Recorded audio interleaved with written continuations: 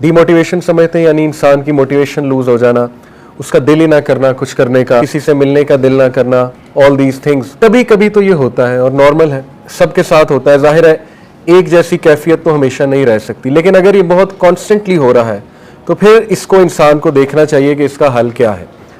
दूसरी चीज जो मुझे समझ आई वो है कॉग्निटिव डिस्टॉर्शन। कॉग्निशंस कहते हैं सोचों को, और डिस्टॉर्शन आप समझते हैं कि जब डिस्टॉर्ट हो जाए एक चीज, ठीक है।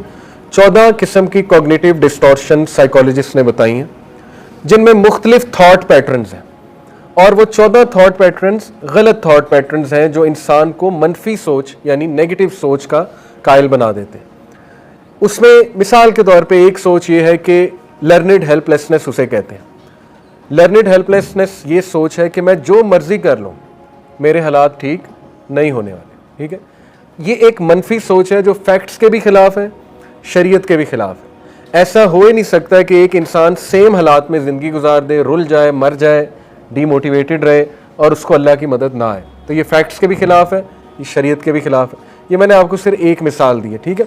इसी तरह कॉग्निटिव डिस्टॉर्शन एक ये होती है कि इंसान ये सोचे कि मिसाल के तौर पे मैं कभी कामयाब नहीं हो सकता, क्योंकि शायद उसने पास्ट में कोई नाकामी देखी है, उसकी वजह से उसका मिजाज ये बन गया कि मैं कामयाब हो ही नहीं सकता, ठीक है।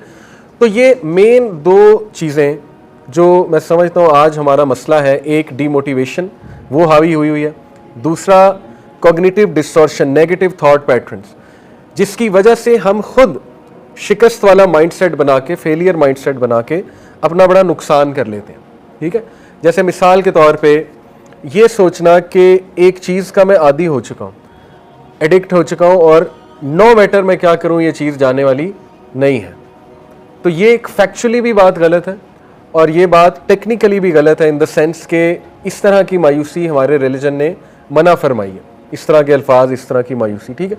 तो आ जाके यही चीज़ें अब मैं आपको बताता हूँ कि रिलीजन, दीन इस्लाम हमारी कैसे इस हवाले से मदद करता है कि इन चीज़ों को हम कैसे काउंटर करें, क्योंकि आपको पता है सारी चीज़ें सोच से शुरू होती हैं। अगर थॉट पैटर्न ठीक नहीं है तो सब कुछ गलत है, फिर ना हम गुनाहों से बच सकेंगे, ना मोटिवेशन रहेगी, ना हमें एनर्जी होगी, ना हम अपने आप को पंप कर सकेंगे, मोटिवेट कर सकेंगे, ठीक है, ऑल दीज थिंग्स।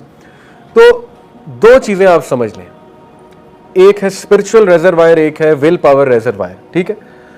इंसान आ जाके क्या है, mind, body and soul. Mind और बॉडी उसका ताल्लुक विल पावर से बहुत ज़्यादा है। विल पावर हर इंसान में एक रेजरवायर मौजूद है। कोई भी बंदा ये क्लेम नहीं कर सकता कि मेरे अंदर विल पावर है ही नहीं, मैं कर ही नहीं सकता, इल्ला ये कि वो बहुत बड़ा ड्रग एडिक्ट हो जाए, जो आई होप के यहाँ पे ये मसला नहीं है, ठीक है। क्योंकि जो बहुत ड्रग में चले जाते हैं लोग, उनकी विल पावर बिल्कुल ही ख़त्म हो जाती है, बिकॉज वो फिर एक बायोलॉजिकल मसला बन जाता है, वो केमिकल्स की कमी होती है, दवाइयाँ लेनी पड़ती, बड़ा कुछ। अदरवाइज कोई भी बंदा एक क्लेम नहीं कर सकता कि जी मेरी विल पावर है ही नहीं इस चीज़ को छोड़ने में। विल पावर बिल्कुल मौजूद होती है, लेकिन वो कम हो जाती है। जैसे एक ग्लास है पानी का, वो जब खाली हो जाता है तो बस अब उसको फिल करना पड़ेगा। तो इस रेजरवायर को, ये जो टैंकी है विल पावर की हमारे दिमाग के अंदर, इसको भी फिल करना पड़ता है। इसको फिल कैसे करना पड़ता है? देखें, ख्यालात को कंट्रोल करना, नेगेटिविटी को कंट्रोल करना, गुनाहों की ख्वाहिश को कंट्रोल करना, ये सब आपके कंट्रोल में है। ये शैतान की तरफ से एक वसवसा आता है कि नहीं ये जी आपके कंट्रोल में है ही नहीं। तो पहले इंस्टेंट पे जब आप कंट्रोल करेंगे इन चीज़ों को, तो हो सकता है आपको बड़ी तकलीफ उठानी पड़े, आपको बहुत ज़्यादा ताकत के साथ, जुस्तजू के साथ ये चीज़ें कंट्रोल करनी पड़े, ठीक है। लेकिन इनक्रेडिबली आप देखेंगे कि आहिस्ता आहिस्ता जब ये आदत बन रही है आपकी कंट्रोल करना, तो आप में एक अजीब सी पावर आ रही है और उस पावर को आप इंजॉय करने लगेंगे, ठीक है। ये इसी तरह है जैसे मैं जिम जाता हूँ और पहले दिन खलियाँ पड़ जाती, अब मैं डर के घर बैठ जाऊँ कि जी मैंने तो जिम करना ही नहीं है क्योंकि ये तो खलियाँ पड़ गई मुझे। लेकिन जो रेगुलर जाएगा, उठाता जाएगा डंबल्स, उसकी स्ट्रेंथ बिल्ड होगी, मसल बिल्ड होगा, 2 kg की जगह 4 उठाएगा, फिर 10 उठाएगा, फिर आगे so on and so fourth. एक टाइम आएगा कि वो बहुत हेल्दी फील करेगा और बहुत आप कह लीजिए स्ट्रेंथ फील करेगा। तो same goes for will power. अपनी विल पावर को बिल्ड करें। कैसे? थोड़ा सा अपने आप को फोर्स करें एक चीज़ करने के लिए, ज़बरदस्ती करने के लिए। ये कहना कि मुझे नमाज की मोटिवेशन चाहिए, ये सेंटेंस ही गलत है। इस्लाम मोटिवेशन का कायल नहीं है, इस्लाम जो है वो डिसिप्लिन का कायल है। मोटिवेशन वर्सेस डिसिप्लिन का भी टॉपिक पढ़े। Motivation is something else, motivation जो है वो कोका कोला की तरह है, वो जो आप उसको हिलाएंगे एक झाग पैदा होगी, उसके बाद वो सब बैठ जाएगा। इस्लाम डिसिप्लिन का कायल है कि अपने आप को फोर्स करके डिसिप्लिन में एक चीज करो। ये कहना कि मेरा दिल ही नहीं करता है, ये सेंटेंस ही गलत है, जो कि एक बहुत आम सेंटेंस है ना कि हमारा दिल ही नहीं करता नमाज पढ़ने का। तो दिल कराना पड़ेगा। कितनी चीज़ें दुनिया में जिनका दिल नहीं करता हम करते हैं, है कि नहीं? स्कूल जाने का दिल करता है, यूनिवर्सिटी जाने का दिल करता है, इल्ला ये कि बहुत यूनिवर्सिटी में बहुत चीज़ें ऐसी चल रही हों, लेकिन जॉब करने का किसी का दिल करता है। सुबह उठ के को पागल है कि सुबह उठे, अपनी नींद को कुर्बान करे, 7 बजे तैयार हो, जॉब करने जाए, वहाँ पे कॉरपोरेट जॉब करे 9 से 5, कहाँ दिल करता है? लेकिन करते हैं। क्यों करते हैं पता है, ज़रूरी है, ठीक है। तो ये बातें, ये भी कॉग्निटिव डिस्टॉर्शन है, इस तरह कहना कि मेरा दिल नहीं करता है ये चीज़ें करने का, या मुझ में मोटिवेशन नहीं है।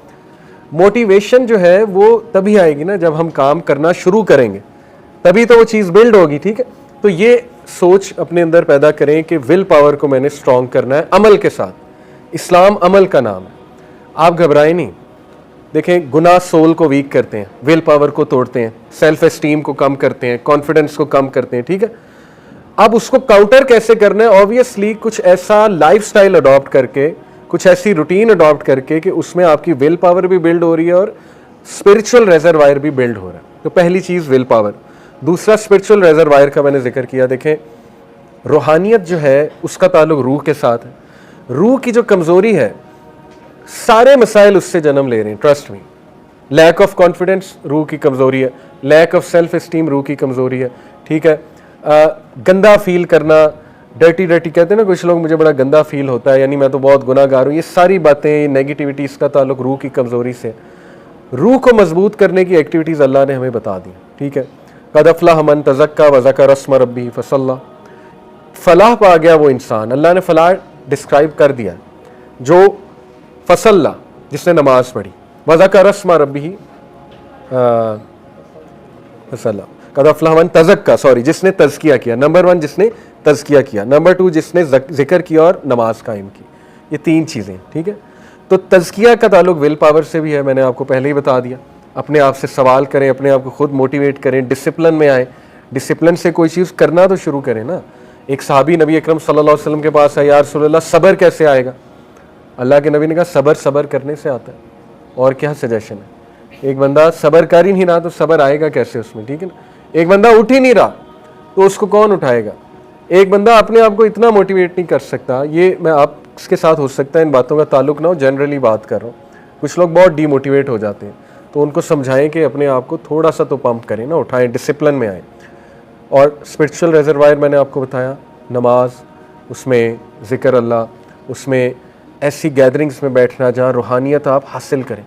जैसे सहाबा अक्सर आपस में एक दूसरे को कहते थे ना कि हमें ज़रा अपनी महफिल में बैठने की इजाज़त दें, शायद कि हमारा कोई ईमान बढ़ जाए। तो ऐसी जगहों पे आना, और ये जगह बहुत है पाकिस्तान में।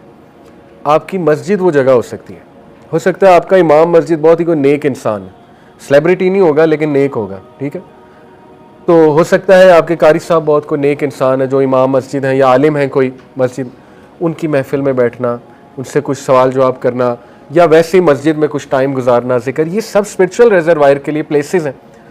तो इस पर भी ये ना कहें कि मुझ में मोटिवेशन नहीं वहाँ जाने की।